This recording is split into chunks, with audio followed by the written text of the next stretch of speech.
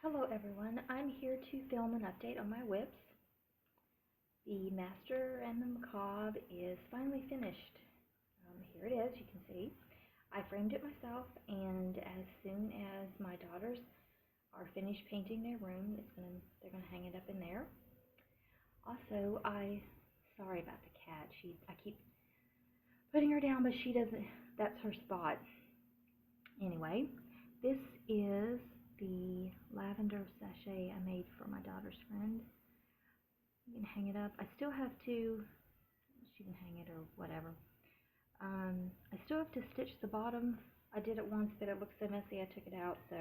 But it smells divine. I also wanted to show you a recent change I made in my floss storage. At one time I used the floss bags. Then I switched to bobbinating them, and now I'm using Trish, the left-handed stitcher's method of keeping them in envelopes. But I have so many whips that instead of keeping the floss in a separate baggie for each project, I'm keeping keeping them in boxes from now on. This is one of them. You can see my whips at the bottom, and they're in numerical order. I only have 3 boxes. It fits all the floss I have. I don't have tons of floss. And then you can take the bottom off, and I keep my whips and other little things at the bottom. It keeps it neat, and I can keep it under my desk. And then when I'm using it, I just set it right next to my desk, and it doesn't take up a lot of space. I also keep my patterns in, it's like a 3-inch binder. Plus whatever patterns that won't fit in the binder, I can keep in the bottom of the boxes. Now that I've finished the Master and the Macabre, I'm starting to rotate my whips in alphabetical order. I would show you what I did, but forgot to bring them with me. So maybe next time I'll forget. I'm going to have one whip that I work on for each day of the week, except on Saturdays I'm part of the Doctor Who Stitch Along, and of course I forgot to bring that to show my progress. But anyway, I have 3 new starts that I will rotate between every day. I'm going to stitch on them for 1 hour, and because I decided, or 1 hour a day, excuse me, that next September I'm going to enter my state fair. I'm entering 3 cross-stitch projects, and I've already worked on all 3 of these, but because what you enter has to be completed within the year of entry, I'm restarting them. And these are the ones I am entering.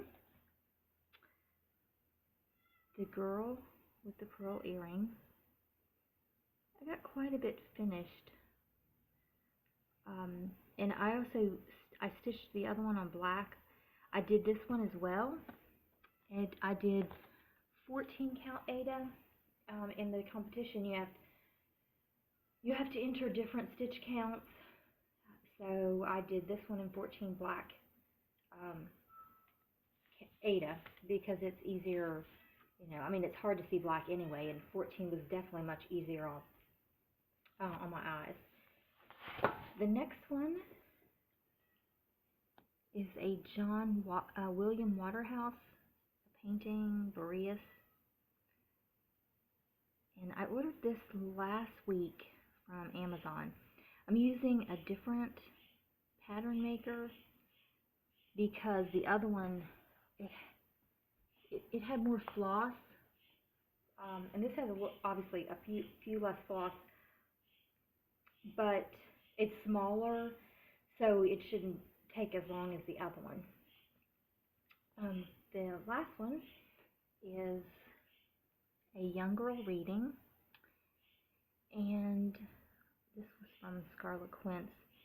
They have a lot, unlike Heaven and Earth that have a lot of confetti, They tend to have where you blend the flosses. I've never stitched with more than two, though. So I bought those little magnetic boards so I can put the needles on and don't have to keep, re-threading the same needle.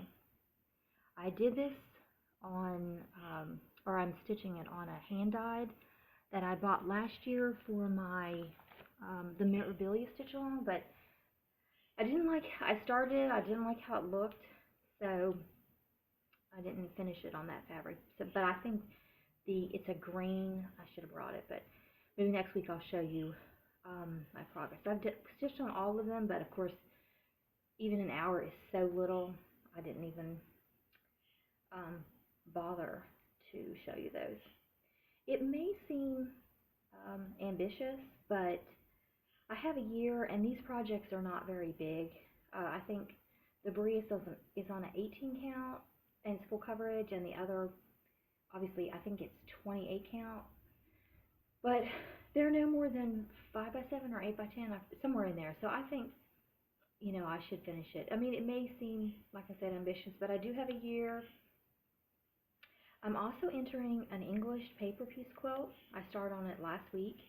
It's a fussy cut hexagon shapes. It's like a kaleidoscope effect. I pick my son up at school every day, and there's always at least a 20-minute wait. So I'll be working on it then, and whatever other time I decide to devote to it. But those are my goals, and I don't want to say, even if I don't make it, I'll be happy, because I don't want to give myself an out. But no matter what happens, I love doing both crafts, and that's what counts. I got a lot accomplished this week because I had a crappy week. My middle daughter had surgery, and she's at home right now recuperating. And I had to keep my mind off a biopsy my doctor ran to see if I have cancer. My mother had cancer at one point in her life before she passed away. And my mother-in-law battled lymphoma. So when you hear cancer, it's anxiety causing, at least for me anyway. And I tried not to eat for comfort. I did all right in that respect, but I didn't do horrible, but I tried to distract myself. I watched a lot of your guys' videos and tried to do some reorganizing and a lot of stitching. But, I know this is not stitching related, but I just wanted to say that we all need to take care of ourselves to get our annual checkups, our pap smears, and mammograms. We take care of others, and sometimes we don't make that time for ourselves. Turns out I don't have cancer. I got the results yesterday. I called them, and they said that it was negative. I had actually gone to my doctor for something else, for one thing, and they found something else. So anyway, at least it turned out for the best. But I also this week had to give up caffeine entirely, because every time I drank something with caffeine in it, I would get like a burning sensation in my stomach. And I drink Dr. Pepper, not coffee, but you guys know what it's like if you don't have caffeine. I had a migraine for like 4 days, and my husband went to Texas on business, so I was so glad, because I was so irritable and stressed, and everything and everyone was getting on my nerves. So stitching was definitely good therapy. I did stay in my room a lot, so I wouldn't fuss at anyone. But anyway, I did find it relaxing, and it did help me forget about the real world, trying not to think about my problems. Anyway, I know we Americans tend to be more open about such things than other cultures, so I hope I didn't offend anyone. Anyway, but do take care of yourselves. There are kids and husbands and our families that depend on us. Well, that's all I wanted to say, and I hope everyone has a nice day. Goodbye.